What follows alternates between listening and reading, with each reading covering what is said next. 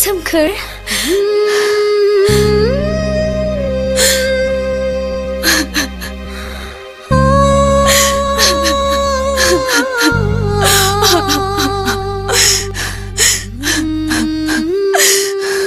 समायना नों बेवहाय सोरबाफोर जों सानैखौ नुफैब्ला मा साननांगौ? जों सानैनि सिमां सुजुनायफोरा मेगन मिजिम गोसोआवनो मोफ्लेलांजोब्बाय सोमखोर। नों बेफोरखौ मा बुंनो समायना? औ सोमखोर, बे रायजो, बे समाज आरो बे संसारा जोंनि मोजां मोनलायनायनि संसार नंबावलिया सोमखोर।